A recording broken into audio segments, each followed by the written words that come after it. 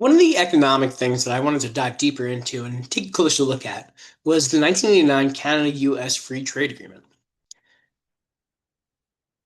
This agreement is very important because it's the first free trade agreement to have between two industrialized economies.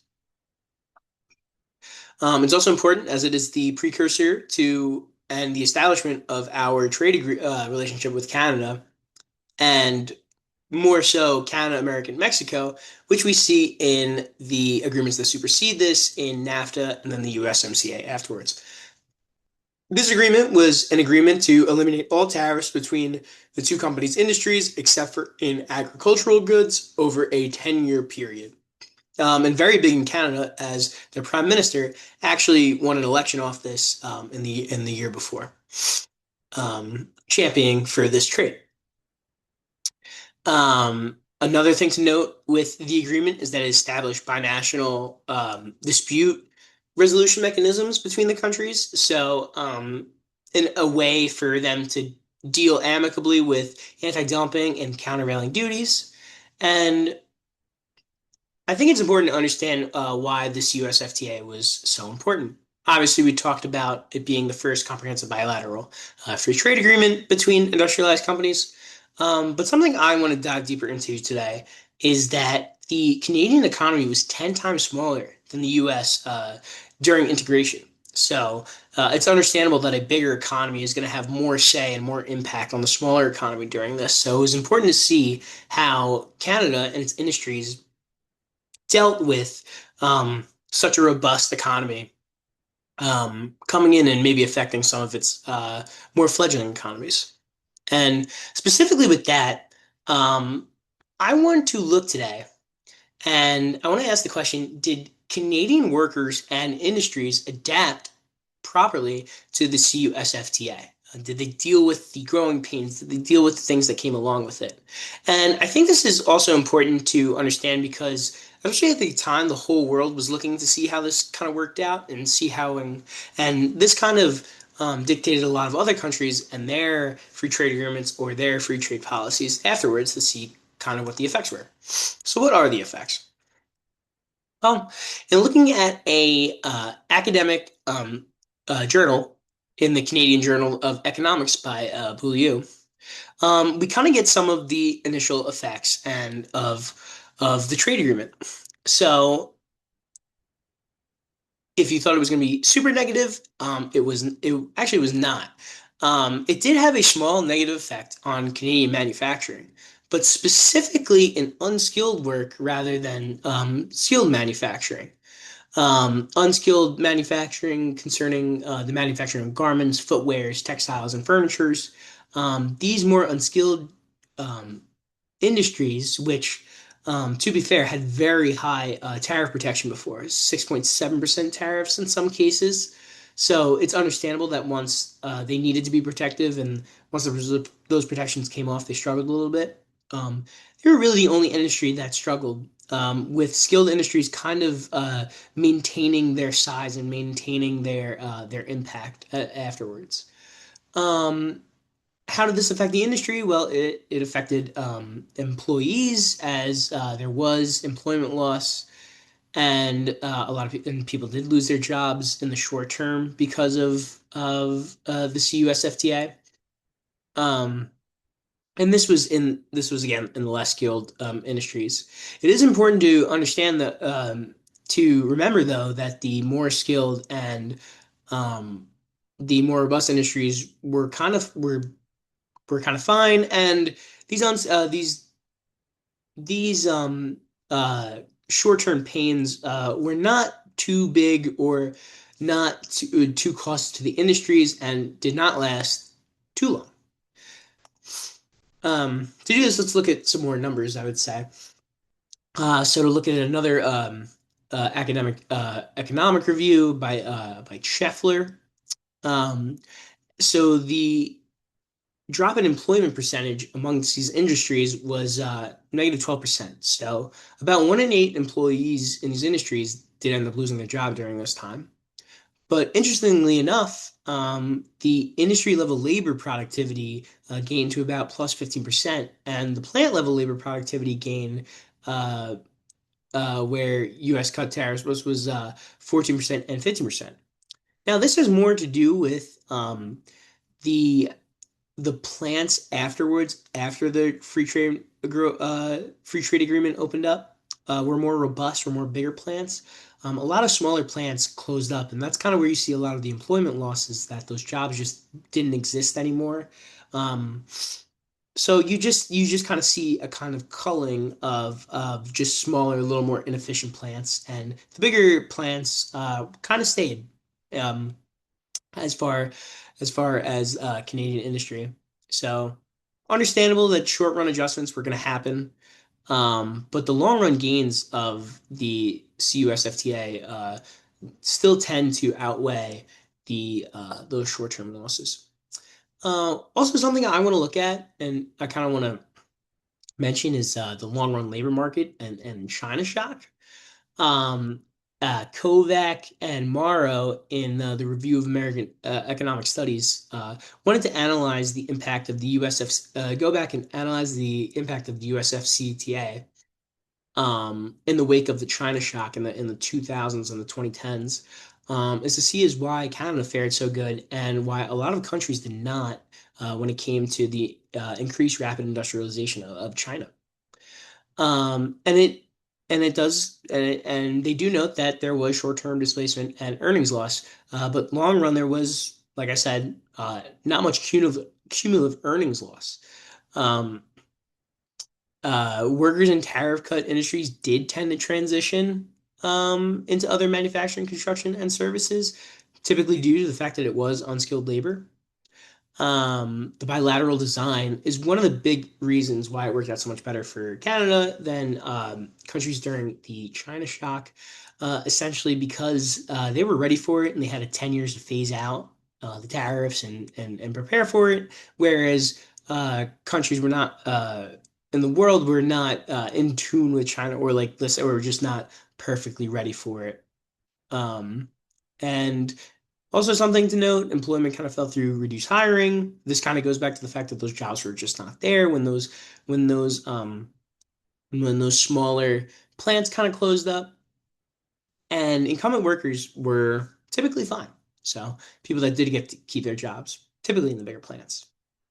Um, to recap who benefited and who bore the costs of this agreement, we'll go over the benefiters, the consumers, access to cheaper and better products in many cases, the higher productivity plants, and the ones that were already robust and more efficient to deal with the new trade coming in. Export-oriented manufacturers, so those who are exporting to the United States, have new customer bases and can sell more. The skilled workers that were basically not touched, and the workers in the unskilled industry that did get to keep their jobs, the lucky ones. As far as adjustment costs, the low productivity plants a lot had to close down. Uh, Workers in low and manufacturing, we talk about the unskilled, the less skilled workers. Again, talk about talking about just the industries and the type of information you need beforehand in order to work in these industries. New labor market entrants, people entering the market, the kind of jobs were no longer there, and manufacturing dependent regions in Canada. So the provinces with a lot of manufacturing and an economy kind of based on that did suffer a little bit in the short term. Um, although the benefits seem to outweigh the drawbacks, there were still a lot of proposed solutions in Canadian government in order to help the people and help the industries that were affected. Um, in To go over a few, in 1987, there was the Atlantic Canada Opportunities Agency. And essentially, what this agency dealt with was helping regional development and helping those regions that lost that industry get back to where they were. In 1988, 89, the Industrial Adjustment Service, the IAS expansion, which dealt with retraining those workers who lost their jobs and retraining them for other industries and helping them with job placement in other places. Then there's the Employment Insurance Active Measures Reform. And this kind of reform kind of did was shift the focus of unemployment to being played instead of being paid for like unemployment, being paid in order to get back into the workforce and do something out and but still give money in the meantime and support. And in 1996, all the way to 2007, because of Ontario, there was the labor market development agreement. And essentially, what at this point kind of gave the provinces their own customized employment services. So let them take control of of what they felt best for their province and their constituents. So let's talk about the roadblocks and the outcomes of these four kind of proposed and enacted plans. So the ACOA being the first one, with regional development. Um, One of the issues with this was political capture. It was politicians giving out subsidies. So what happens with that is obviously maybe kickbacks or getting paid off or buddies that kind of get contracts that maybe they're not supposed to. That was a big problem. Also, the small scale. There were only 300 to 400 million dollars doled out for this, and the industries and the hurt they felt were for a lot bigger than that. So this kind of wasn't a good um, first attempt at helping with the problem. As far as industrial adjustment services and retraining and job placement, this was a mostly successful initiative. um, some of the roadblocks with this was the geography. If somebody worked in a place where it was like a one industry town, there was not many, jobs even to retrain to and go to, or if there wasn't a robust industry, so the employers weren't good enough, there wasn't really much the employee could do at that point. The most effective one, the employee, or the least effective one, the employment insurance reform was really bad in that it really reduced people's access to workers' compensation and benefits as far as unemployment, with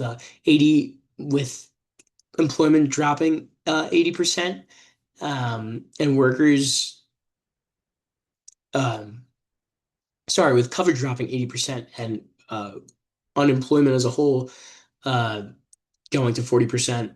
It was also underfunded, and it was definitely the worst one. The best one, in the LMDA, having the provinces customize their own way to deal with their own subsidies and their own way to deal with their industries was the best thing.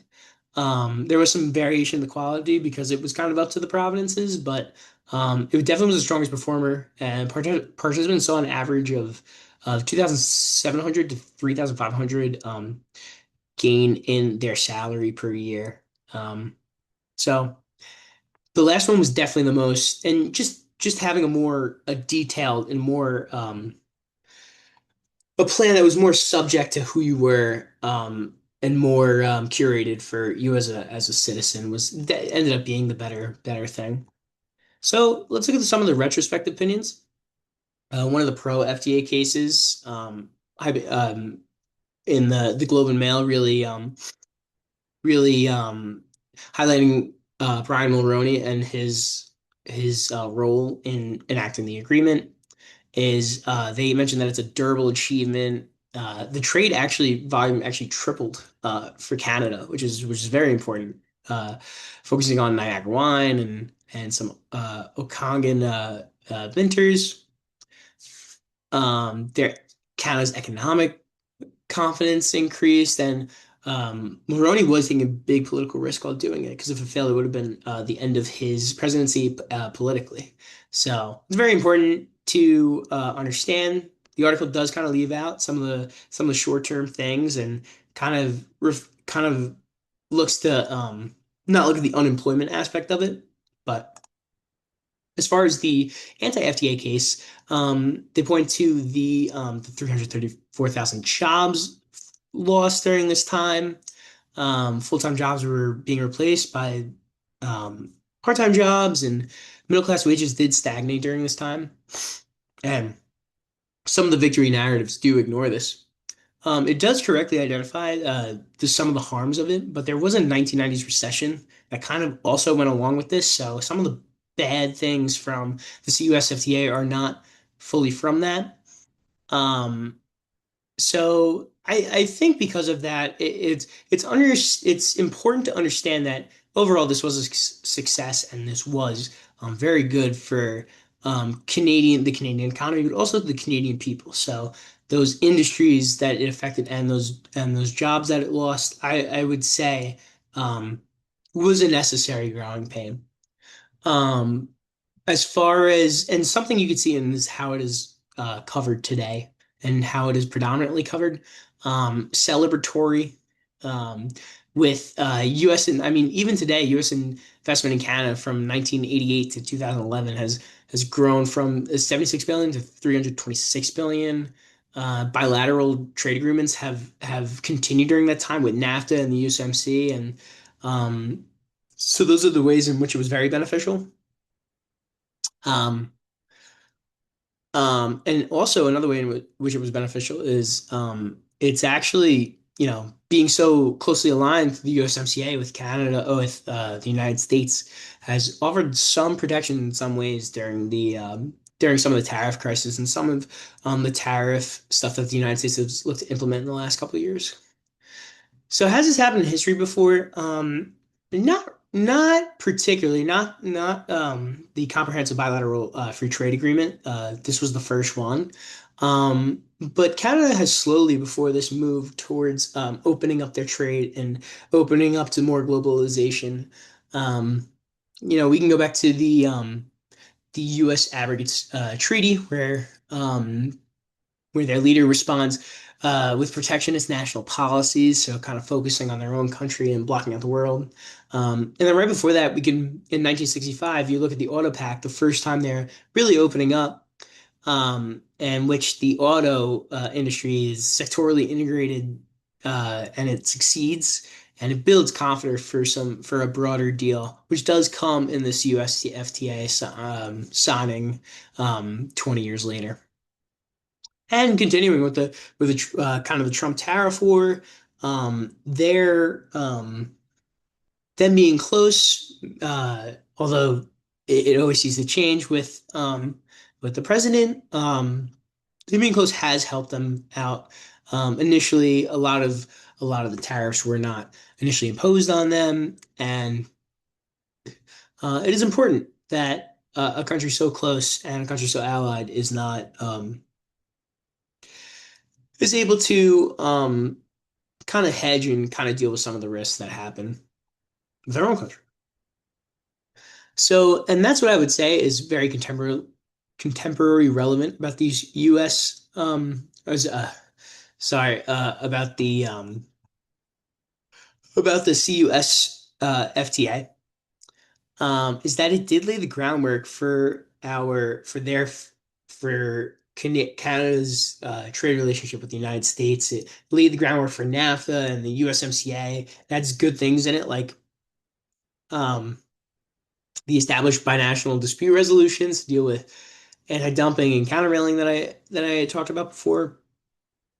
And obviously, they've been able to benefit so much, and their industries have been able to grow. So some of those jobs that were lost were hopefully able to be brought back into the fold. Um, But it's important to understand in the context of this USMCA and the Trump tariffs because of how they've kind of been able to have some protection from the United States tariffs. They were kind of carved out of it in the beginning. It did escalate, and Trump did threaten tariffs at some point. Now the tariffs are kind of under review, so it's kind of interesting to see where that's at. But hopefully, because of their relationship, Canada is able to be in an advantage themselves, so they are not hurt that much by them, and neither are their citizens, their workers, and their industries. So to recap, the CUSFTA really laid the groundwork for a lot of great things for the Canadian industry and their economy. And although there was a lot of short-term grievances and definitely some suffering, I would say in the long term, it's been very beneficial towards Canada and the US and the world. Here are my references.